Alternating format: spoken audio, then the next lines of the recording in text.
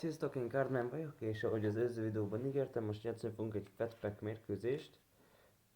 Azt ugye elmondtam direkt, hogy kik játszanak, bár az egyiket lehetett sejteni, főleg ahogy mondtam, Magyarország, de az ellenfél nem más lesz, mint Anglia.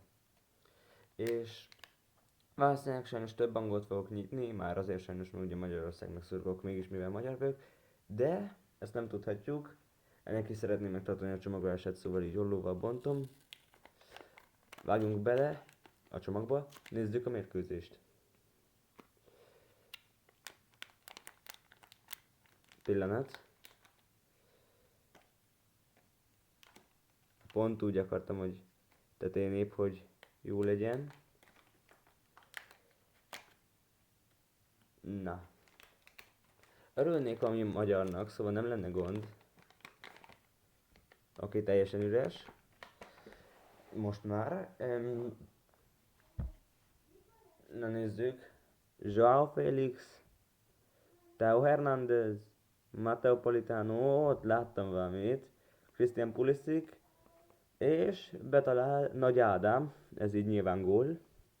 Úgyhogy Magyarország Anglia 1-0, mert mi vagyunk hazai pályán. Kai Havertz, Federico Valverde, Jack Grealish,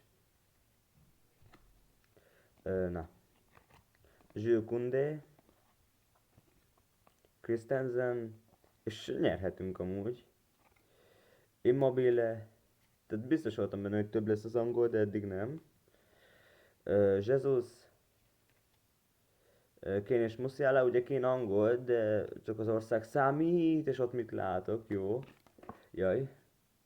Hát Haaland az nem is fontos, de amúgy Max Power Haaland. És ott a gól, ugye ez egy gólt ér sajnos. Igaz, hogy két játékos, Fiola és Lang, úgyhogy Lang adta a gólpaszt, Fiola lőtt. Most nem érdekel, Pulisic, Jorginho, egy Magic Mix, Reina és Musa, majd Gavi, Electric lapja, Willem Saliba, Max Power lapja, egy New Sensation Kolomuani, csak kíváncsi vagyok a két Hollow Giant-re, mert az elvileg van benne.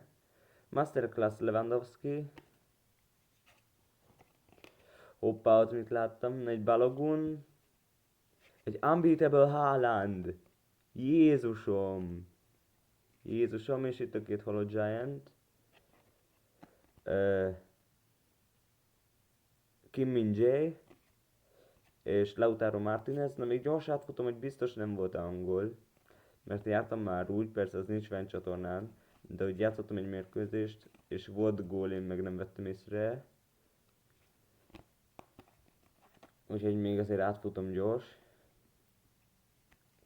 Hát tényleg nem, úgyhogy Magyarország, Anglia 2-0. Nagyon jó mérkőzés volt, nagyon szép volt, fiúk.